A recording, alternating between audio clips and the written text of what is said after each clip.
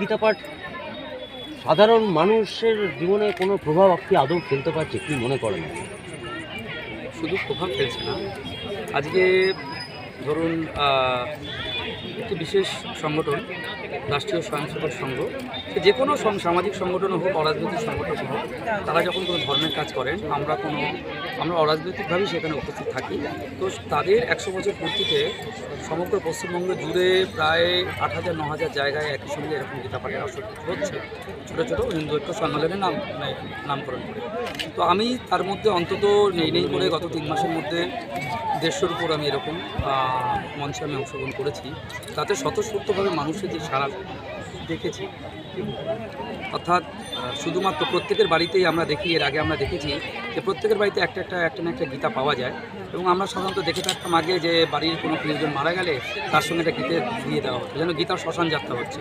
সেই অবস্থা থেকে মানুষ কিন্তু বেরিয়ে এসছে। মানুষ শুধু এখন গীতার শ্মশান যাত্রা করছে না, যে মৃতদেহের উপরে একটা গীতা দিয়ে দিলাম, শ্মশান পর্যন্ত সেই গীতা চলে গেল। এখন মানুষ নিজে গীতা পড়তে শিখেছে, গীতার অর্থ অনুধাবন করতে এবং নির্ভীক হওয়া শিখেছে। গীতার যে মূল বাণী যে নির্ভীক হওয়া, অন্যায়ের বিরুদ্ধে রুখে দাঁড়ানো এবং অধর্মের পরাজয়ের জন্য ধর্মের পক্ষ নেওয়া, এটা মানুষ উপলব্ধি করছে আজকে। আপনি একটু আগে ভাষণে বলছিলেন আমাদের যে দেশের যে আসল ইতিহাস তাকে বিকৃত করে দেওয়া হয়েছে, এবং একেবারে সরাসরি আপনি সেই সময় তৎকালীন সরকারকে আক্রমণ করলেন মঞ্চ থেকে। এটা আর কি মানে যথার্থতা বা এটা? একদম, আমি তো দায়িত্ব নিই। যখন আমরা মুক্ত মঞ্চে আমরা বলি, যেখানে আপনাদের মতো সাংবাদিকরা আসে, তো সমস্ত কথাটার দায়িত্ব নিয়ে আমাদের বলতে হয়। এবং আমি যে জগৎগুরু অবধূতা আচার্য যে পদে আমি আছি, আমি ব্যক্তি মানুষ নয়, এই পদটি আমি কোনোভাবে অবমাননা করতে পারি না। তাই আমি যা বলেছি মঞ্চ থেকে সেটা দায়িত্ব নিয়ে বলেছি। আমাদের ইতিহাস বিকৃত করা হয়েছে এবং সেটা যুক্তি দিয়ে বলে দিয়েছি আমি, যে কীভাবে শেরশাহের নামে একটি রাস্তা তৈরি হতে পারে। 2 বছরের মধ্যে 3,700 কিলোমিটার রাস্তা আজকের দিনে দাঁড়িয়ে সম্ভব নয়, শেরশাহ কীভাবে করলেন, এবং যখন সেই রাস্তা হর্ষবর্ধন করেছিলেন তার উল্লেখ আছে। তো যে কটা কথা বলেছি প্রত্যেকটা যুক্তির উপর প্রতিষ্ঠিত, ঐতিহাসিক যুক্তি। ইতিহাসও কোনো গালগল্প নয়, সেখানে যুক্তির অবতারণার দরকার আছে। যে কারণে আজকে সুপ্রিম কোর্ট আমাদের দাবিগুলো মেনে নিয়েছে, এবং সেগুলো তো আপনারা যদি খোঁজ নেন, আমি যে কথাগুলো বলছি তার সারবত্তা আপনারা পেয়ে যাবেন। রাজ্যের শাসক দল বলছে যে নির্বাচনের আগে এটা বিজেপিরই একটা পরিকল্পনা, এইভাবে করে হিন্দু সম্মেলনের নাম দিয়ে এটা একটা প্রচার করা হচ্ছে। আমার মনে হয় এটা মানুষের ভুল ধারণা। যদি মনে হয় তাহলে আমাদের রাজ্যের শাসক দল, তাদেরকে আমরা দাবি জানাচ্ছি যে আপনারা যদি আপনাদের মনে হয় যে বিজেপি 9,000 জায়গায় গীতা পাঠের আয়োজন করেছে, আমার অনুরোধ আপনারা 10,000 জায়গায় গীতা পাঠের আয়োজন করুন, সেখানে মুখ্য অতিথি হিসাবে, এবং যদি সংগঠনের প্রয়োজন হয় আমি আপনাদের পাশে এসে দাঁড়াবো, আমি তাদের অনুরোধ করছি। তো সুতরাং এখানে কোনো রাজনৈতিক দলাদলি বলছি না।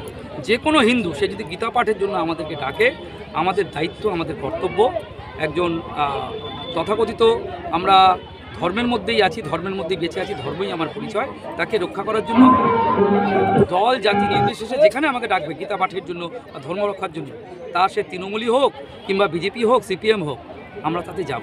আপনি জনতাকে আহ্বান করছিলেন কি বুড়ো আঙ্গুল প্রয়োগ করুন, কি নিয়ে বিষয়টা কি? দেখুন, আমাদেরকে বোকা বানানোর জন্য আমরা দেখেছি পাশ্চাত্যে আমরা ওই থামস আপ করা হতো, বুড়ো আঙুল দেখানো হতো, মানে কাজকলা কিছুই পাবি না। কিন্তু আমাদের বুড়ো আঙুলের অনেক ক্ষমতা, আমরা যা কিছু কাজ করতে চাই তাতে আমাদের বুড়ো আঙুল ব্যবহার করা হয়। এবং আমরা মহাভারতে উল্লেখ দেখেছেন যে যখন জরাসন্ধের প্রধান সেনাপতি ছেলে একালব্য, তিনি যখন যুদ্ধ কৌশল আয়ত্ত করে গিয়ে গুপ্ত অস্ত্রের যখন সন্ধান পেয়েছিলেন, এবং জরাসন্ধের তার পিতা প্রধান সেনাপতিকে বলে দেবেন, এটা যখন দ্রোণাচার্য বুঝেছিলেন, দ্রোণাচার্য গুরু দক্ষিণা হিসাবে তার বুড়ো আঙুল কেটে নিয়েছিলেন, বুড়ো আঙুল দক্ষিণা দিতে বলেছিলেন। তো বুড়ো আঙুল কেন? বুড়ো আঙুল একটা প্রতীকীয়, বুড়ো আঙুলের দ্বারা আমরা অনেক কিছু করতে পারি। আপনি যা কিছু করেন, হাত দিয়ে যে আমরা যে কাজ করি, হাত দিয়ে যে আমরা কমিউনিকেশন করি, যা কিছু করি, বুড়ো আঙুল ছাড়া অকেজো। এবং আমরা যদি আমাদের ভোটাধিকারও প্রয়োগ করি, সেটাতেও বুড়ো আঙুল ব্যবহার হয়। এবং মানুষ যেভাবে নেবে, এটা আমার বলার কথা নয়। রাজ্যে কি অরাজক স্থিতি চলছে? আপনি কোথাতেও বলছিলেন অরাজক স্থিতি, কি নিয়ে এটা অরাজকতা কীভাবে চলছে? আপনারা একটু বলার কথা নয়, অরাজক নয়। আজকে গত 15 বছরের মধ্যে পরিসংখ্যান বলছে, আপনারা সাংবাদিক দেখবেন, প্রায় 350-র উপর জায়গাতে আপনাদের বিভিন্ন গোষ্ঠীদ্বন্দ্ব চলছে। আমরা এই বেলডাঙ্গাতে কি দেখছি, আমরা এটাকে ধুলাগড়ে কি দেখেছি, আমরা দেগঙ্গাতে কি দেখেছি, এই যে জায়গাগুলো দেখছি, এগুলো কি অরাজকতা নয়? আর আজকে আমাদের রাজ্যে যে বিভিন্ন যারা কেন্দ্রীয় প্রতিনিধি দল, যারা ইনভেস্টিগেটিং এজেন্সি, তারা কি সেখানে হানা দিচ্ছে না? এই তো 3 দিন আগে আপনার প্রায় 1,000 কোটি টাকার কেলেঙ্কারি পাওয়া গেল। তার আগে 700 কোটি টাকার কেলেঙ্কারি পাওয়া যাচ্ছে। আমি কোনো দল বলছি না, আমি সেসব ব্যক্তি মানুষকে ক্রিমিনাল বলছি, সে যে দলেরই হোক না কেন, তাহলে সেটা অরাজকতা নয়? আমার রাজ্যে হচ্ছে, এটা তো আমি অরাজক বলবোই। একটা কথা বাঁচিয়ে দেওয়া হয়, আমার শেষ প্রশ্ন, সেটা হচ্ছে যে বলা হচ্ছে যে হিন্দু খাতরে মে হ্যাঁ, আপনি কি মনে করেন আদৌ হিন্দু খাতরে মে? আমি একেবারেই মনে করি না, কারণ হিন্দু অবশ্যই ভয়ের মধ্যে নেই। কারণ ভয়ের মধ্যে নেই এই কারণে, কারণ হিন্দু মনে করে সে আত্মা। যতক্ষণ না সে নিজেকে আত্মা বলে ভাবছে, শুধু দেহ বলে ভাবছে, তাহলে সে হিন্দু নয়। পৃথিবীর অন্য যে মতবাদগুলো আছে তারা মনে করে যে জিন্দেগি না মিলেগি দুবারা, আমার এই দেহের মৃত্যু হয়ে গেলে আমার আর দ্বিতীয়বার জন্ম হবে না। একমাত্র হিন্দুরাই বিশ্বাস করে যে আত্মা নতুন নতুন দেহ ধারণ করে, তার পুনর্জন্ম হয়। এবং আমরা গীতাতেও তার উল্লেখ পাই, না যায়তে মৃয়তে বা কদাচিৎ নায়ং ভূত্বা ভবিতা না ভুয়ো অজনিত্যম পুরানো শাশ্বতম না হন্যতে হন্য মানে শরীরে।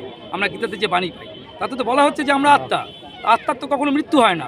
হিন্দু যদি বিশ্বাস করে যে আত্মা তার মৃত্যু নেই, তাহলে সে ভয় পাবে কেন? তার তো ভয় পাওয়ার কোনো কারণ নেই। আমরা বারে বারে জন্মাবো, বারে বারে এই দেশমাতৃকার জন্য আমরা কাজ করব।